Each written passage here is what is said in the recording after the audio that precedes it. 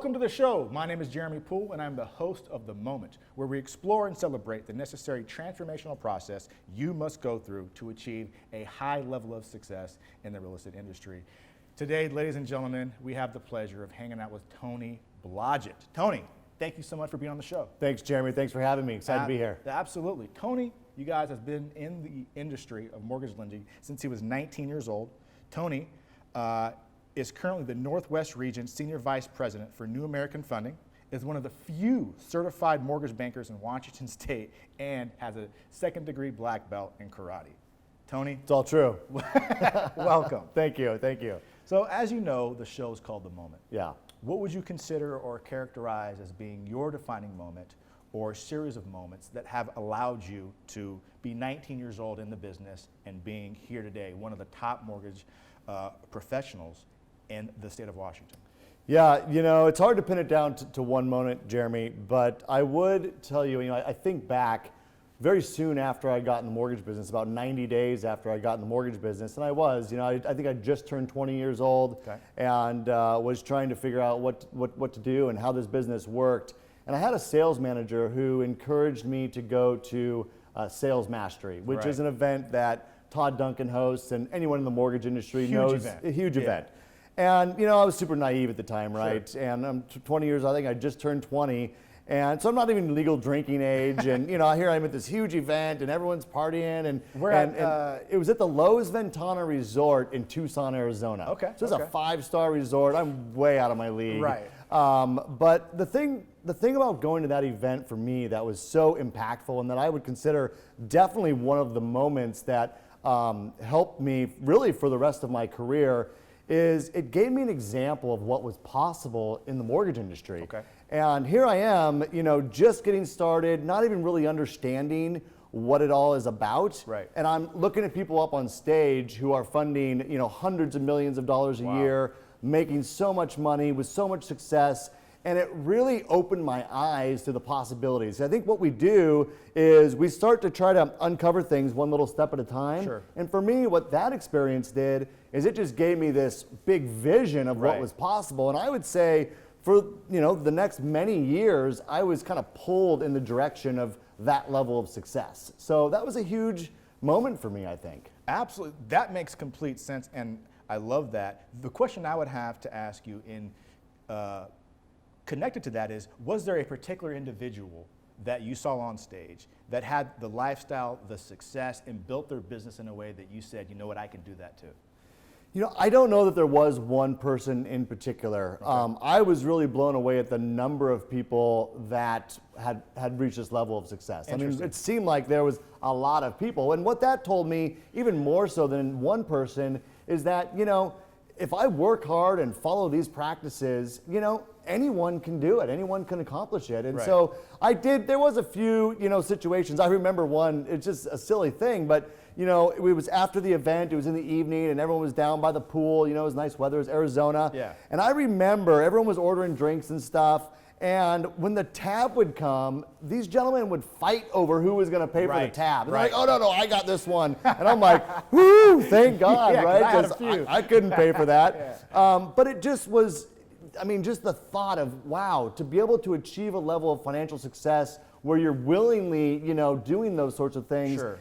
At that young age, it was incomprehensible. And it really was just one of those moments where I'm like, wow, like that would be cool to be in that sort of a financial position, to feel like I could easily pick up the tab for multiple people and not have it be an impact on whether or not I'm going to pay my rent that month, Honestly, that makes so much sense, because being at that age and you're ambitious and you have your whole life in front of you and seeing what's possible, seeing that you could definitely be in this position, like you said, if you just follow the path, follow the yellow brick road, if you will, that I can be there too.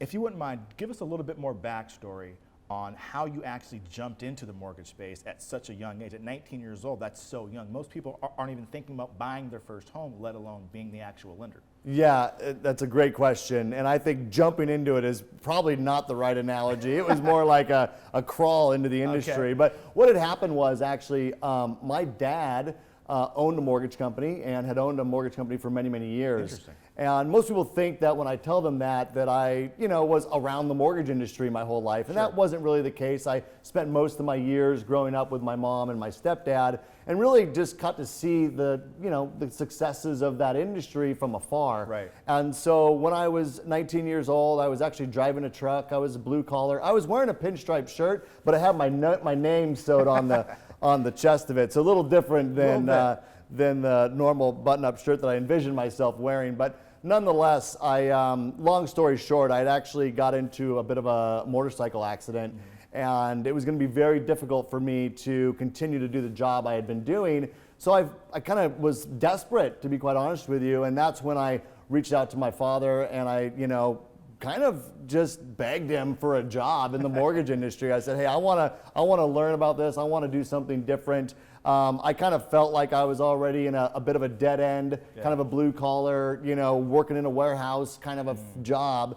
And I just didn't see where that would go long term. And I feel like I've always been pretty ambitious, but I need that kind of vision of where I'm going. And I just didn't see that. Yeah. And this really what seemed like the worst of situations, right? I mean, here I am, I'm laid up in the hospital. I got a broken wrist and my leg's really in bad shape, and I'm like, how am I going to do my job? But it was that desperation at that moment that I think pushed me to really try to encourage my dad to give me an opportunity in the mortgage business. And so that's how I got started. And he made it very clear that no special treatment for you. You're going to start off like everyone else. So I've been a 100% commission salesperson since then. Your whole life. My whole life, literally. That's fantastic. So, crawling into the industry. Yeah. Following dad's lead, sort of speak. Working your way up to become a top producing mortgage lender. Yeah. And then you had to make some pretty big shifts to become the president and COO of a major mortgage company. Yeah. Talk to me about some of the evolutionary process that you had to go through in order to make that possible for yourself.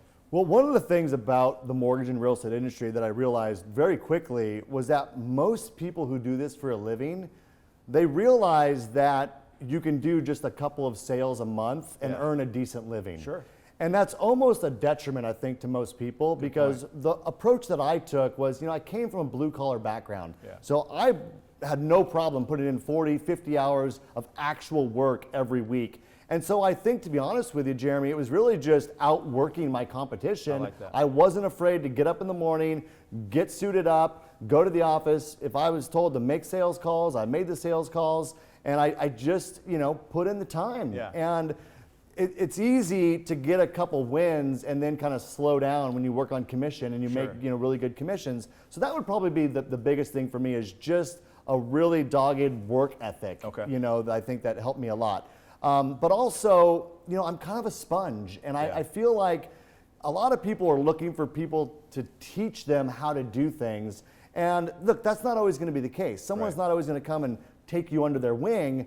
But what you have to do, and what I did, is I found myself just putting myself in close proximity to people who, were talking about the mortgage business in a way that I didn't yet understand. Yes. And so I would hang out and listen, and I'd ask questions, and I'd observe, and I got to learn a lot more about how the mortgage industry works while I was becoming a top producing loan officer through, hard work and work ethic and having that vision. And so really like osmosis, right? Sure. Just putting yourself in proximity to be around people that can answer your questions, and don't be afraid to ask questions. There you go. So as my career kind of progressed, I realized, that working with my dad was, look, it was a great place to start, and I learned a lot working there. Surely. But I also needed to go, kind of get out on my own. I was still, I think, about 26, 27 years old when I decided to, I'm going to go work for another company and just make sure that, all of my success I can attribute to the hard work that I've put in. I love that. And nothing's handed to me. And so that's what I did. And I joined a company that was really just a couple years old in its infancy stages. Okay. It was called Mortgage Advisory Group. And I went there with just the intention of being a loan officer and just a new place to plug in and see where that took me. But in the back of my mind, there was always this part of me that kind of envisioned myself running a mortgage company because I thought I'd take over my dad's company one day. And I don't think that ever really went away. And so as I started getting more and more involved with the leadership team at Mortgage Advisory Group, I just found that I actually had picked up a lot of nuggets of information from spending time around my dad's company and asking questions that I was able to contribute to the conversation in a way that made it seem, hey, you know a lot about this industry, and really just not being afraid to raise my hand and ask questions and be involved and give my input. Said, hey, we would love your advice, and that's how I escalated through. It's a short version, but yeah, sure. To go from being a top producing loan officer to truly running the day-to-day operations of a mortgage company wow. is a leap. The only other thing that I think is important to talk about here is, most of my income was derived from originating loans. Okay. And so I think anybody who's out there who's looking to make a transition from sales to leadership, yes. that's going to be the biggest challenge. Is Right. how do I replace my income Sure. while I, build, something that's going to give me enough revenue to survive.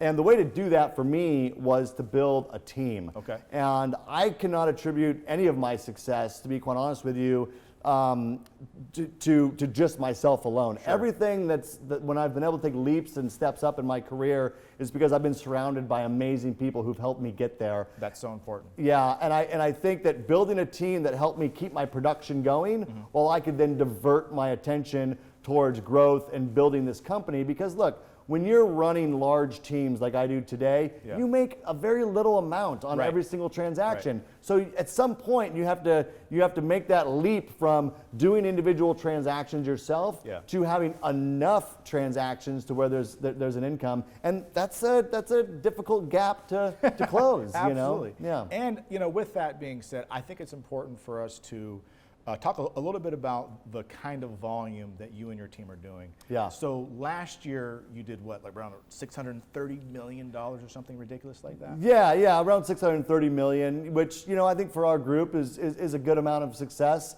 We were really happy with those numbers, and it was kind of an interesting year in 2019. But we worked hard to grow each individual loan officer's production, and I think we did a good job at that.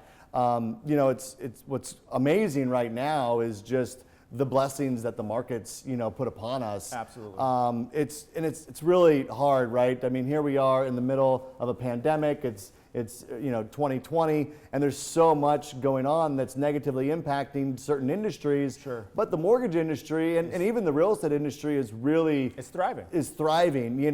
But to be honest with you, that also brings its challenges, right? So I think that we have to give a lot of credit to, look, the sun is shining on our industry, Sure. But it also means that you have to have been prepared to deal with that Yes. amount of volume That as amount well. of volume, absolutely. It's and I think that's what we've done good in this transition. We're funding, I think we'll fund close to, I think it's about 140 million this month. $140 million. Yeah, it's more than double, what we were on pace for last year, Really? by far and away. And that's without really growing the team that much. And Wow. quite frankly, we haven't really grown the operations team that much Wow. either, which is Okay. So with remarkable. that, so why do you think that you've been able to keep up with the market demand and Yeah. double your business, it sounds like, Yeah. with the same amount of team? So there's a couple factors. It's a really good question. First of all, productivity has gone through the roof, and part of that is we've always embraced our team to work remotely. And so a lot of people... That's big. Yeah. That's big. I like that. Exactly. And, I was pretty hesitant at first. I'm kind of old school. Yeah. And I'm like, oh no, in the office need to every day, micromanage suit and you. tie. Yeah. And, over the last couple of years, I've really just loosened up on that. And I've seen that not only the productivity, but the work-life balance that people get It's important. when they work from home. It's Yeah. so amazing. So when we were all forced to work from home, we Yeah. didn't miss a step. Matter of fact, we'd already done that. But here's the little secret that that I think people, we have a compensation plan Okay. that highly incentivizes our operations team based on performance. Great. Now, as salespeople, we're used to making commissions. So Sure. it's like, hey, I'm going to make another X amount of dollars for every house I sell or every Yes. loan I do. Yes. Okay, to us, that's like natural. That's how we think. Right. But operations people aren't always driven that way. And so what happens is if you have a compensation plan that only pays a small amount per file, like a lot of operations people are paid per file, but it's a very small amount. Yeah. It's negligible. Sure. So what happens is in an environment like this where business doubles, here we are putting a lot more work on them, Yeah. but the compensation, it's just not worth it. it's not that big Yeah. of a difference. Yeah. So with a compensation plan that's very much driven on a per file, a large per file incentive. That's awesome. What's happened is that yes, our people are working a lot more than they ever have, but it's they're worth it. also making so much more money Yeah. and it's worth it. And then, our company's brilliant in that they recognize that we have to also put bonuses in place. And Yes. so we have tier bonuses, we have goals for them. And so I hate to say that it's all about the money, but I got to Sure. be honest with It's you. about the money. When you can compensate people people don't mind putting in the hard work. They just want to be valued for it and they want to be rewarded for it. And if Okay. you're going to trade hours of your day and hours away from your family, you know what? You should be compensated for it. And those of us that are running large regions or companies like myself, you know what? There is additional revenue in times like this, so why not share it with our employees? And it just makes sense. And I think that's, to be honest with you, it's helped us a lot to get the most amount of productivity possible out of our people and have them be, fairly happy to do it. I mean, everyone gets exhausted with Sure. this much volume, Yeah. but it makes a big difference.